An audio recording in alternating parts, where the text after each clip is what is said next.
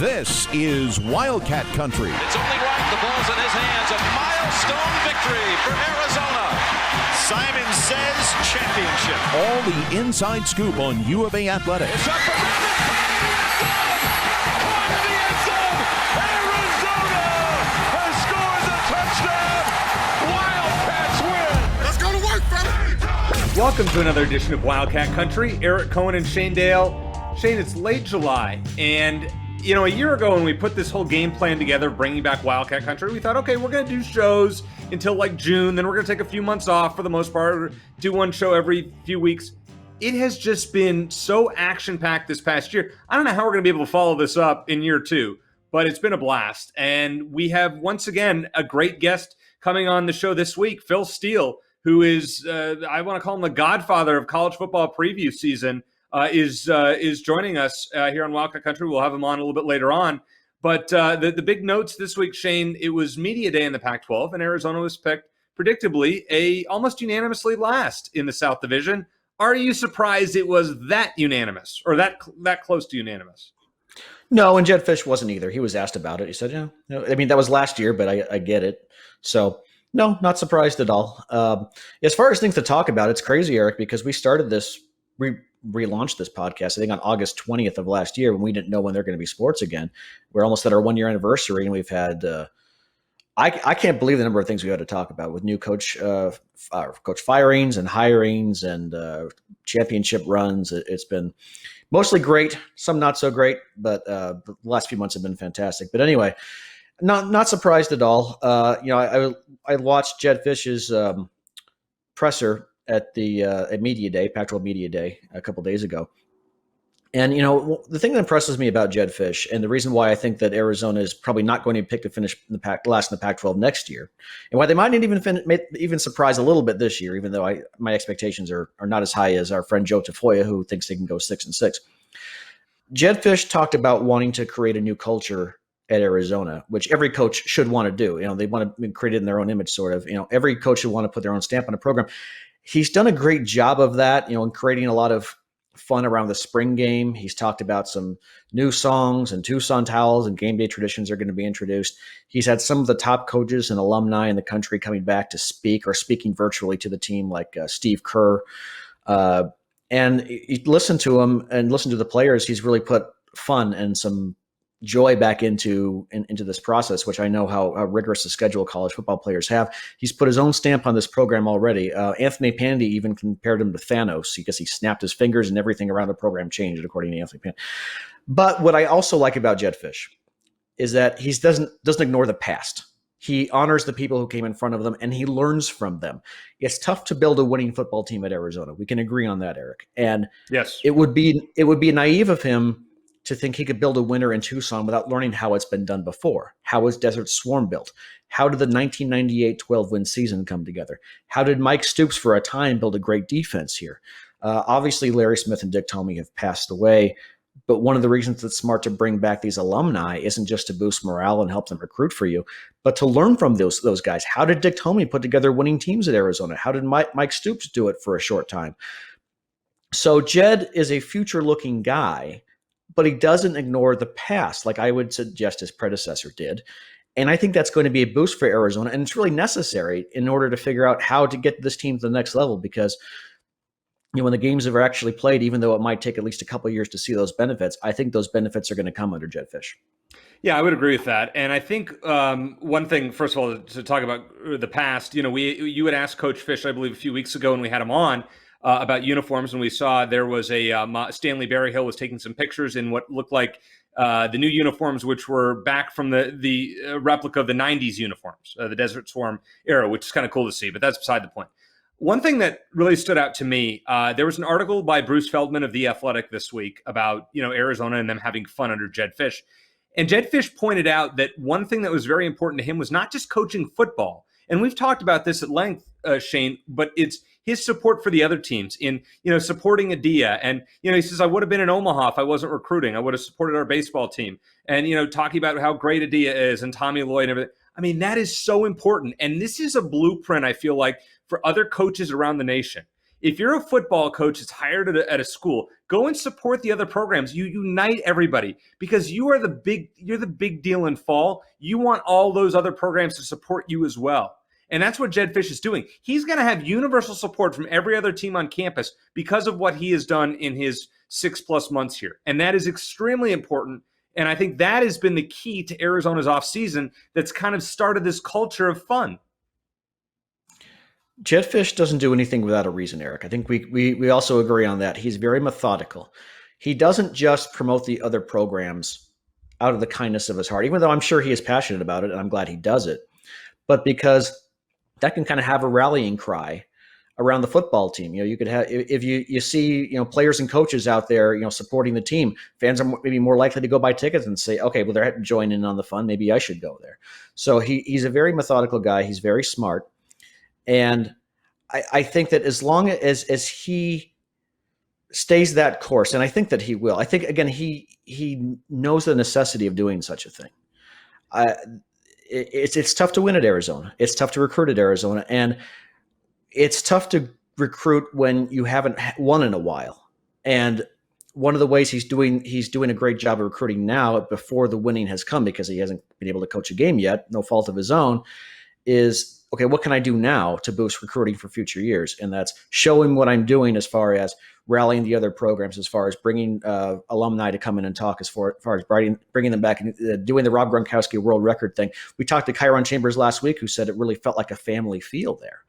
And you listen to Stanley Berryhill and Anthony Pandy talk up the program. I know that's part of their job, but they really went out of their way to talk about how much fun they're having, and he injected fun into the program again. So, doing all the spring game stuff, bringing back all the alumni, coming on our show, even though, like I said, we're not quite ESPN, even though I think maybe that's a good thing. All those things he does for a reason, and that is because he knows this program, it's not just it can't survive, it can't grow just based on its reputation. Because frankly, its reputation over the last few years isn't that good, and over the lifetime of the program is just okay with a few glimpses of success. Yeah, and one thing that I forgot about this offseason, Shane, because we've just had so much go on since January, is all of the guys that were in the transfer portal in December and January. And Stanley Berryhill was one of them, committed to Ball State. And, we were like, well, that's a bummer. I mean, he's a good guy. And now he's representing Arizona at Media Day. I mean, think about just the turnaround. I mean, Majon Wright, who's been to how many different schools and decommitted, recommitted, decommit. I mean, and he's coming back. So, and I know he's a personal favorite of yours. You like him. He's on the Shane Dale favorites list. So we're going to have to compile that list at some point. We know Kirk Crease is there on the basketball side, Majon Wright on the football side, amongst others. But, it's great to see that just about everybody came back outside of a Grant Gunnell. I mean, Gunnell was the big loss. And I'll tell you what, I bet Grant Gunnell, seeing this from afar, probably says, yeah, I wish I could have been a part of this. Maybe, and not to be cynical about it, you know me, I'm never cynical.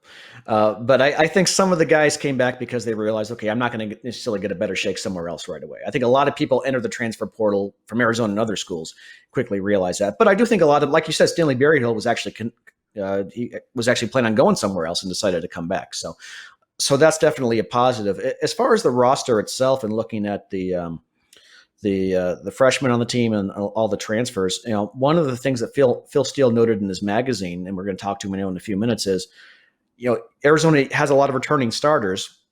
That doesn't mean they're all going to keep their jobs. I think it can be a lazy narrative sometimes, and I'm guilty of this as well, of claiming a team is going to be better this season than they were last season because they have a bunch of returning starters. Well, in Arizona's case, is that necessarily an automatic positive? For example, Arizona has 3 returners on the offensive line. And while I think that experience is certainly a benefit, the offensive line definitely needs work. On the other hand, I think we saw a lot of potential at the skill positions, and I'm excited for the returning players there, like you alluded to, as well as a couple of key additions specifically in the backfield. Same thing on defense. Arizona has nine guys, starters returning this year. Do we want to see all 9 of those guys out there again without some notable improvement?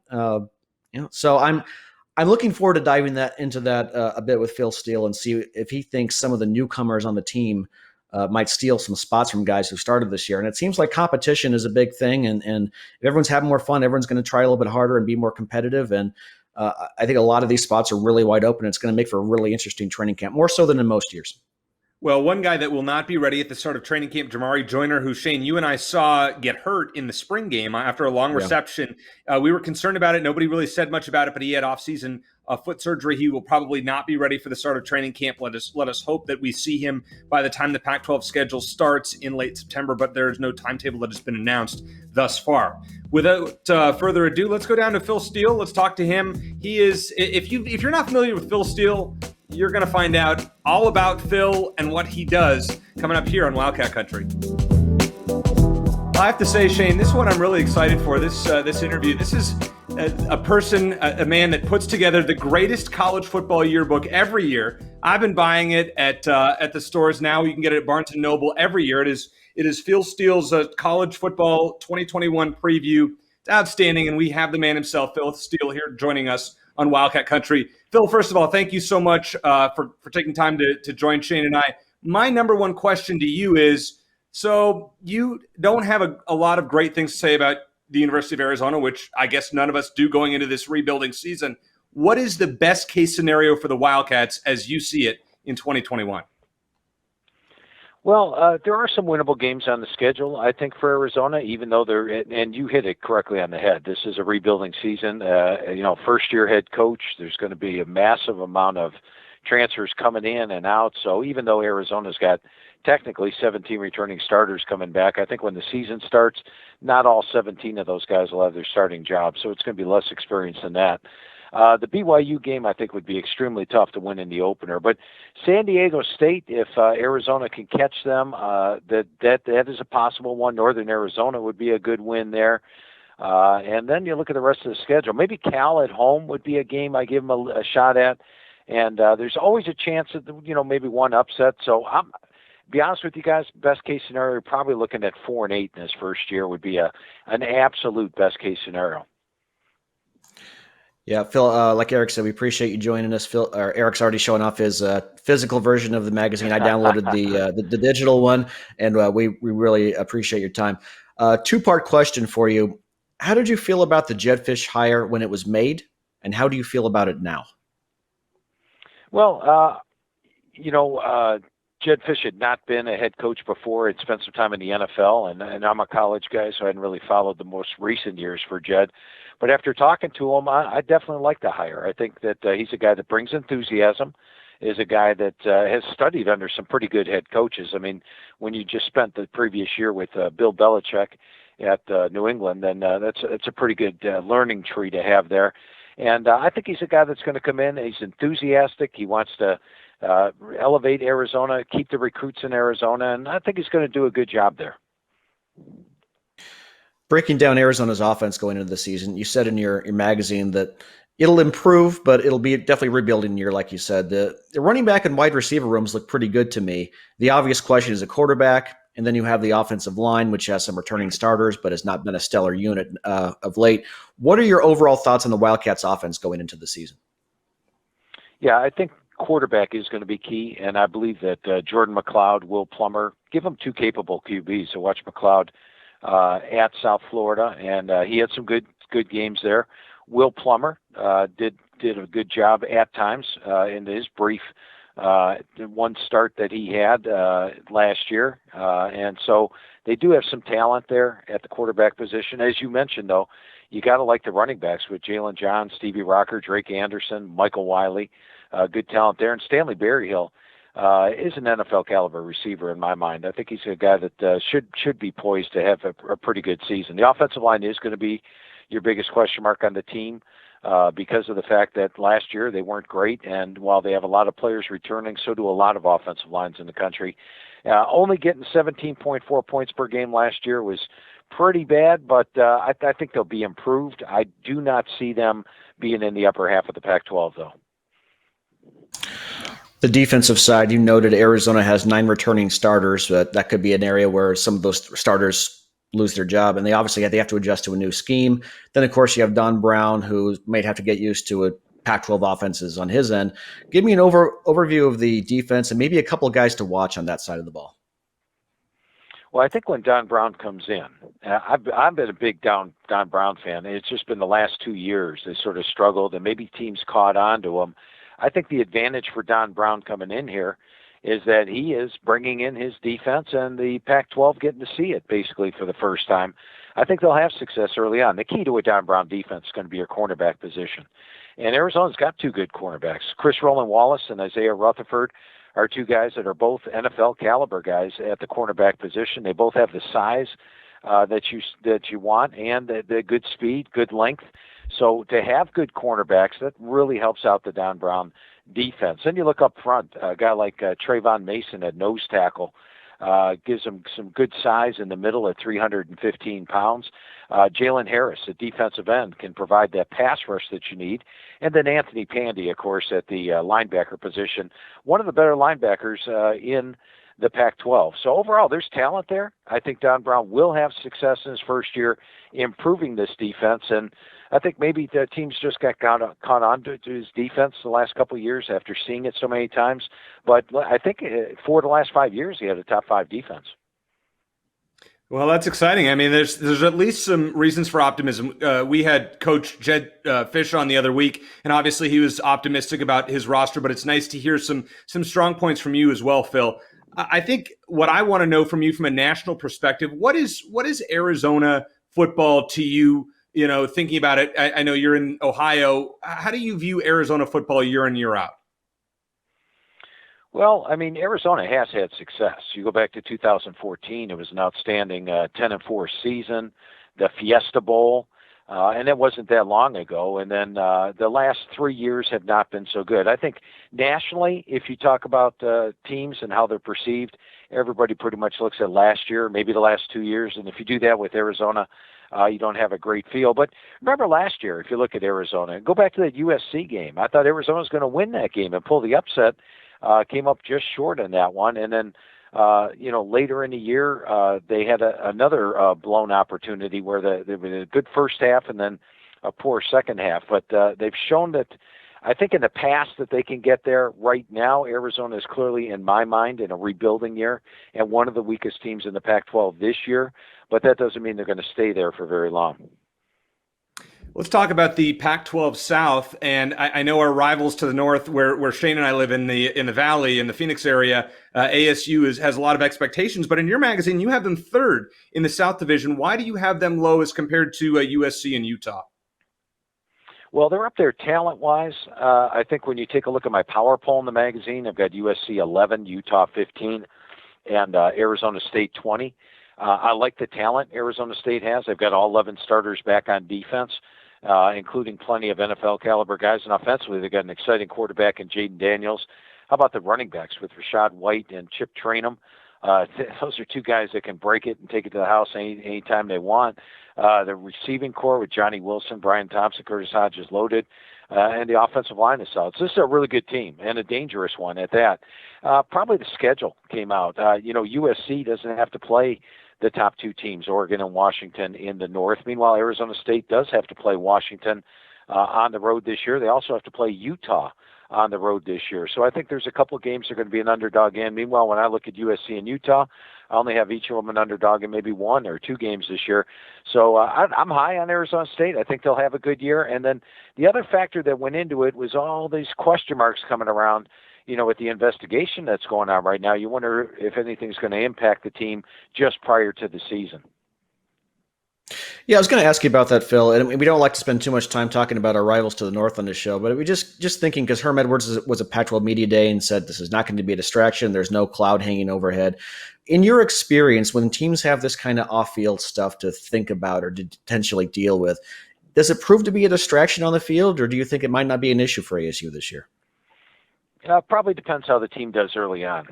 If Arizona State can win their first 5 games, and there's a couple tough ones in there. They have to beat BYU on the road. That's not going to be easy. They have to beat UCLA on the road. That's not going to be easy. But if they were to be 5-0, I think they would toss those distractions to the side, provided there was no losses or anything, or probation or anything like that happening. And all of a sudden, you'd see a completely different team down the stretch. Now, lose a couple of games early on, and all of a sudden, maybe the players start thinking about that stuff. So I think early success is what you need to overcome that. Circling back to the Wildcats now, since we are Wildcat Country, we try to be objective about the Wildcats here, but we're a couple of alums. It's not always easy. This program, like you alluded to, has had some very good individual seasons over the years, but very little sustained success. What in your mind do you think will it take for that to change, for Arizona and Jed Fish to turn this program that's a perennial top 25 team, or at the very least in the top half of the Pac-12 consistently? It's college football, so I'm going to throw out the R word, recruiting. And, it's easier to recruit when you're coming off a winning season or a bowl season than it is when you're coming off an 0-5 season. And so I think recruiting is going to be huge. But, of course, getting to that bowl game would be a big plus because winning begets winning. And I'll take a look at the Iowa State program, for example. With Iowa State, when Matt Campbell was hired 6 years ago, if you would have said, Phil, Iowa State's going to be a national title contender in 6 years, I would have laughed. I mean, impossible. Iowa State's never been good. They've never even been ranked, for crying out loud, very often, if at all. And look what Matt Campbell's done. They won a little bit the second year, and then they won a little more, and they recruited better, and won a little more, recruited better. Now all of a sudden they're a national title contender. So winning and recruiting are the two things that pull a program up from the bootstraps. Phil, one thing that's obviously been very much discussed over the last week or two in college football is realignment. And I personally think the Big 12 is toast, with Texas and Oklahoma likely going to the SEC. What do you make of the Pac-12 going forward? Do you see them expanding, staying put, or breaking apart? I would go with the Pac-12 expanding. I think that would be a key there because, like you said, the Big 12, I mean, what do they do now? And all of a sudden now the American Conference is inviting the Big 12 teams to come over there, as opposed to the Big 12 turning down some of the American teams last year. So I think the Pac-12 is strong enough, his location is good enough, and I think they can definitely add some key teams. I mean, you had a team like a BYU, a Boise State, a couple of key ones. Maybe try to get Iowa State out of the Big 12. I mean, look what Matt Campbell's doing there. I would think expansion is my take on the Pac-12. The one thing they can't do is stand pat, because if you stand pat, then your options of expansion are going to be pretty much gone as other teams find other places. The other issue being discussed in college football is the NIL, and yesterday it came out that Quinn Ewers, the top prospect for 2022, may reclassify to 2021 and play for Ohio State this year at quarterback because he could get paid large sums of money, as being sponsored. Do you think this is a very dangerous precedent for college football in that kids are going to be playing too early just to get money? Yeah, not necessarily kids playing too early, but I do think it sort of opens up that Pandora's box, and now you have whichever team has the best boosters and the deepest pockets goes and gets themselves the best recruits every year. I think it's going to be a rich get richer type of thing. You saw Nick Saban say it at the SEC media days. Hey, we're paying our quarterback who's never started $1 million. And they can do that at those schools. So I think it's been going on for the longest time in college football, back in the 60s, 70s, where, there's been cash under the table. Now it just brings it above board. And I think it'll turn out to be the rich get richer. Phil, we appreciate your time very much. I got one more question for you. I don't want to reveal too much because I want people obviously to go buy the magazine because that's fantastic. But maybe just give us a surprise Pac-12 team, one team that maybe some analysts are low on, that maybe you're a little higher on going into the season. Well, I appreciate that, Shane. And my number one surprise team every year is a non-top 10 team. That's the classification I have. Can't be ranked in the top 10, that I think has a shot at making the playoff. And we've had a pretty good track record with these. Back in 2016, we had the Washington Huskies. They believe they entered the season number 14. They ended up making the playoff that year. In 2018, Notre Dame was not a top 10 team. I had them my number one surprise team. They made the playoff, which is rare because we know the same 4 teams or 5 teams make the playoff every year. Last year, or 2 years ago, I should say, it was Utah. And they were my number one surprise team, not in the top 10 at the start of the year. Had they won the Pac-12 title game, they would have made the playoff that year. And then last year it was Texas A&M. Coming off a 5-loss season, they made it as my number one surprise team. And they were on Selection Sunday. They almost made the playoffs. So this year, I'm going back to the Washington Huskies, and here's why. I know they were picked second in the North by the media, and very few people picked them to actually win the Pac-12 this year, but I like their big offensive line. Averages about 328 pounds per man. They've got a deep bevy of running backs. They've got 2 veteran quarterbacks now that they bring in the Colorado State transfer and Patrick O'Brien. They've got a very good tight end room led by Kate Otten and some good receivers. And defensively, Jimmy Lake always does a great job on defense. They've had just 2 and 6 returning starters the last 2 years. This year they have 8. But schedule, love it. They avoid USC and Utah out of the South, which I feel are the best 2 teams. Their toughest 2 games all year are Oregon and Arizona State. And they get both those at home. And I'll say this about home field edges this year, guys. I feel we're going to have the best home field edges maybe ever in college football because fans got deprived of going to the stadiums last year. We saw the attendance been dwindling in recent years. I think that attendance gets a huge spike this year because fans are allowed back in the stadiums, and they'll be louder than ever. So home field edge is going to mean a lot. Your 2 toughest games are at home. I actually have Washington favored in all 12 of their games this year, and they are my number 1 surprise team in the country, or a non-top 10 team. And heck, they might not even be in the top 20 with a chance to make the playoff this year. And that is why, thanks to Phil Steele, I've already been looking at my bets to place Washington to win the Pac-12, I think at 3.5 to 1. So that's great. Phil, I want to ask you before we let you go, one of my favorite pages in your magazine is page 2, where you talk about football 365 days a year. Can you just explain to everyone listening to this podcast what a typical year looks like for you during college football season and then afterwards? Yeah, we'll start with the beginning of college football season. It's the first Saturday of the year. I got all 12 TVs fired up in front of me, probably a 13th game on the computer, maybe a 14th game on the computer, and a lot of Diet Mountain Dew. I'm watching every game all day long, all the way till that doggone Hawaii game finishes about 3 o'clock in the morning. Then the rest of my week is watching replays of the game, writing my newsletter, doing some radio shows, but just everything's focused on what just happened, trying to digest everything I can that happened the past week and get ready for the next week, and that goes on each week. So football season, about 102 hours a week. Then comes magazine season, and that starts once team seasons have actually started ending. We go through a 3 write-through process with the magazine. The first write-through is postseason. Once the season ends, we go back and read every article that's written about the team for the year.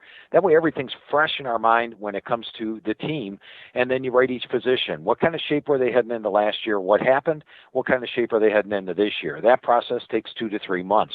And then we go to the next step, which is the pre-spring right through, which now we've added in the freshman players, we've added in transfers, taken out any other deletions, rewrite each of the positions. Then I talk to the coaches, and I talk to about 110 of the 130 head coaches this year. I spend a good hour and a half with each coach. I send them my team pages, which have every single player on the team listed, and all my notes on each player, all the stats on each player. They put me in the right order. Move this guy here, move that guy here. They tell me a little something about each player, tell me who the NFL guys are, tell me who the stars are, and I learn a lot from that. Then we go through the 3rd write-through process of the magazine. Finally send the magazine to the press on June 15th. We send it out this year, which will allow us to catch up on most of the transfers.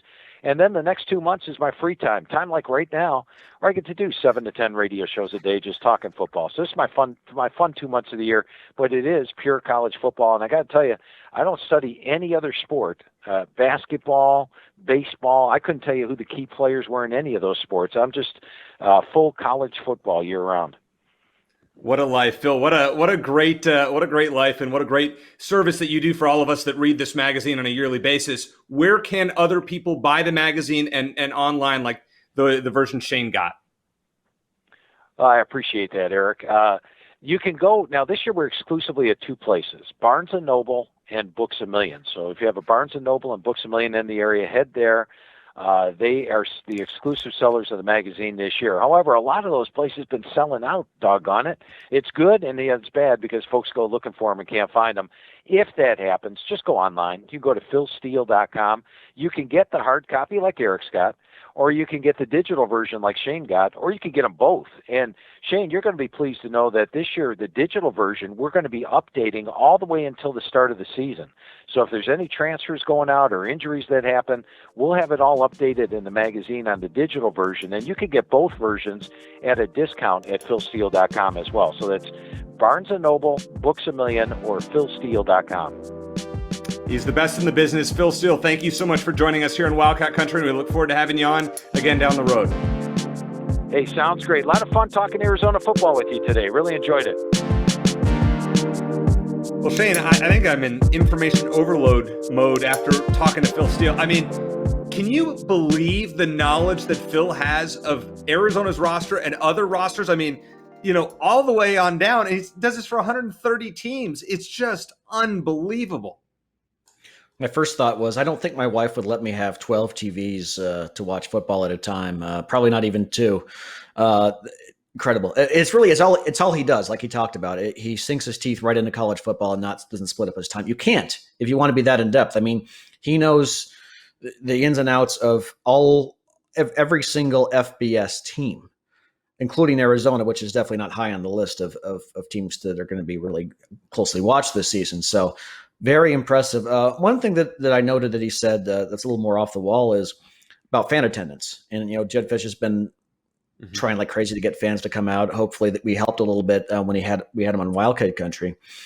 And I think he's going to do well there. But I thought he made a good point, Phil Steele did, about fans are going to want to be out at games again because a lot of fans haven't had a chance to go to a college football game in a long time. And I thought about, because I went to Game 5 of the NBA Finals, even as disappointing as it was, the atmosphere was crazy. It was the loudest I ever heard that arena. And I wondered if one of the reasons why the Suns arena is now, according to some people, the loudest in the NBA is because, number one, they haven't been to the playoffs in a long time, but number two, fans were starved to go out and cheer again.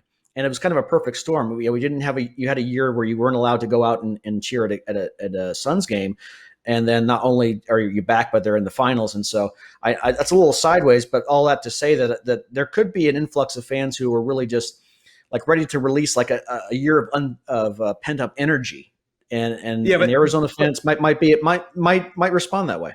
Now, I would agree with you in most cases. However, comparing Arizona football to the Suns is tricky because the Suns won. And if Arizona starts winning, and that's the key, Phil pretty much said that they're not going to beat BYU, which is disappointing. I mean, BYU is breaking in a new quarterback, but let's say they beat San Diego State, and then you beat NAU, and you're 2-1, and if they can get above 500 at any point, and maybe win one of the early Pac-12 games. UCLA, I think, is October 9th, something like that. I mean, if you win a game like that, you can't lose like 6 in a row. Because that will totally take the fans out of it. As much as people want to be excited, it'll take fans out of it. And we know, I mean, let's be honest here, Shane. Arizona fans, I'm not just talking about U of A, but the fans in the state of Arizona are very fair weather with their professional sports teams. With the exception of men's basketball in Tucson. They are very. I agree with that. Yeah, I agree. I think they show up when teams win. But that's what Jedd Fisch was talking about again with us, and he's mentioned it at Pac-12 Media Day as well. Is that people say, okay, we'll win if we'll show up if you win. It's like, well, how about if you show up, we'll win. That's what Jedd Fisch is trying to push. I don't know how fans are going to buy into it. It looks like season ticket sales are really doing pretty well. So I don't know. Hopefully, a combination of Jedd Fisch really being out on social media and say, let's sell some tickets. And what Phil Steele talked about as far as fans wanting to go out and cheer again. I understand that there's a big difference between Arizona football and the Suns, but just wanting to go experience college football again. Maybe some fans even in the Valley who otherwise wouldn't want to make the trip to see a losing team said, you know what, it's been way too long since I see my Wildcats. I want to go see them. So I don't know how that's going to play out, Eric. I'm just saying that maybe that's a reason why fan attendance at Arizona Stadium is going to be a little bit better than both of us might think it's going to be. I certainly hope so. And I can't wait for September 11th, which is the first game against San Diego State. A pretty marquee Division I opponent. It's not a Power 5 conference team, obviously, but San Diego State as a potential future Pac-12 member or whatever they end up becoming. And that's a subject I want to broach here, Shane. The big news in college football in the last few weeks, obviously, was the potential expansion of the college football playoff from 4 to 12 teams. And now with Texas and Oklahoma leaving the Big 12 and likely headed to the SEC, I mean, that's where they want to go. I believe that the Big 12 is toast. So there's 8 teams out there that are kind of free agents or probably will be at this rate. And I know the American Conference, as Phil mentioned, is going after those. Do you think any of those 8 teams would be a good fit for the Pac-12? Now, think about this for a second. Kansas, Arizona, and basketball every year. I mean, that is appealing. Texas Tech, maybe. They were in a championship game a few years ago, just from a basketball perspective. Baylor just won the national championship in basketball. Are these legitimate additions for the Pac-12, or should the conference stay where it is and or maybe be more regionalized to the West Coast? From the men's basketball perspective, you're absolutely right. That would be great. Football-wise, a statistic that Stuart Mandel posted caught my eye. Average TV attendance in 2018-19 for like the last two seasons with fans before COVID, really, in the Big 12. Oklahoma averaged 3.76 million viewers per game.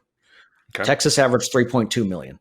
The rest of the Big 12 teams averaged under 1 million, 886,000 viewers. That's going to be a big deal in deciding who wants to join. I'm glad Larry Scott is gone for this because there's no doubt he'd screwed up as best he could. I feel like George Kliavkoff, who comes from the entertainment and promotional world, is a much better guy to think strategically about who would make great potential additions for the Pac-12 and how it would make sense financially for the conference and the individual schools. I really don't know, Eric, what the best course is. I've seen people post like a hypothetical 16-team Pac-12 or Pac-16 in this case with 4 divisions. I really hope we don't go to 4 divisions. I think it's terrible in the NFL, and I don't want to see it in college football.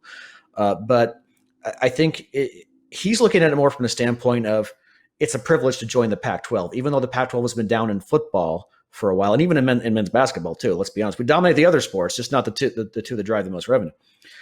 I think he's going to be able to present it in such a way like it's a privilege to come join us. We'll listen and have that attitude as opposed to Larry Scott. And because I think he hasn't been able to get DirecTV, Pac-12 Network's on DirecTV. I wouldn't want him in charge of this. Yeah, I would agree. I mean, Larry Scott was an out and out disaster. I think we all can agree with that.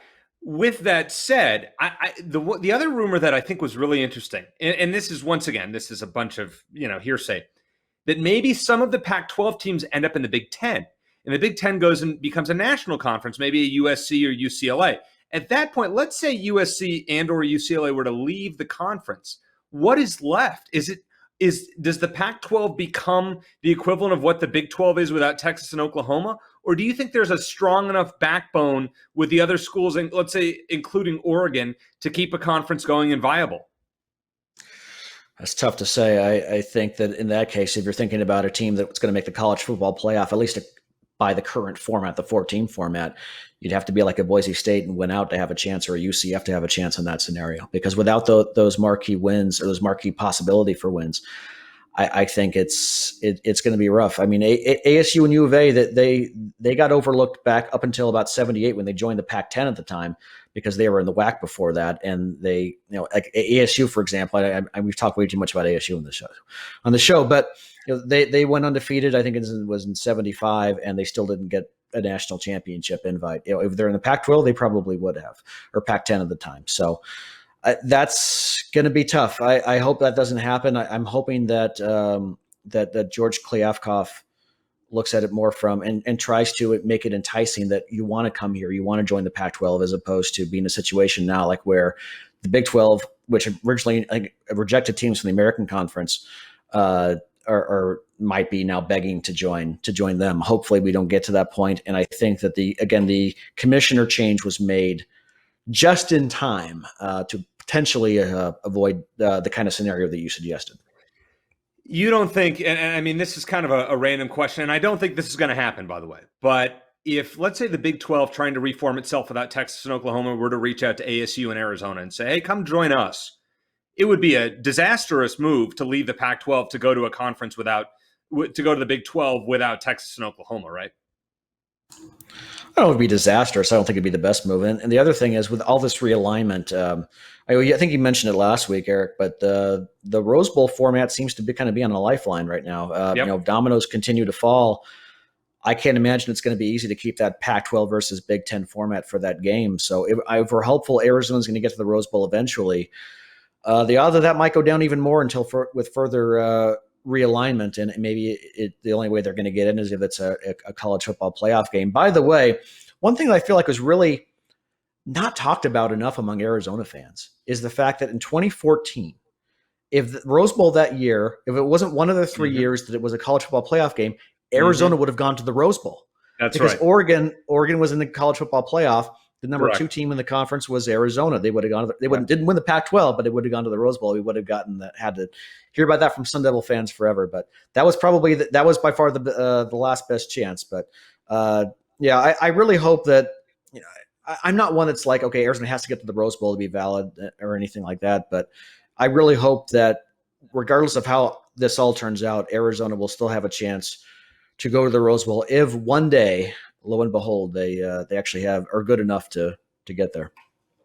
Well, Shane, we can all hope. Let's hope that the format doesn't change that much. I will give you one final note that I've heard over the last week that may be a good thing, and George Kliavkoff talked about this, that there might be a future football scheduling alliance between the Big Ten and Pac-12 that would include regular season, non-conference games and postseason games. So that could keep a Rose Bowl scenario in play if Arizona were to get really good one season. So that is one bit of positive news. But really exciting to have Phil Steele on the show this week. I hope you guys enjoyed the interview as much as Shane and I did. We'll be back next week. Fall camp starts, I think, next Friday. A lot of good things going on. We'll give you more previews on that, have more great guests. And it's a lot of fun. The fun's coming up here with fall and football season. So for my co-host Shane Dale, I'm Eric Cohen. Thanks to the folks at All AZ Sports and the All AZ Sports Podcast Network for all of their help. And we look forward to seeing that grow as the football season and beyond goes along. So for Shane, I'm Eric. We'll talk to you soon. And as always, bear down.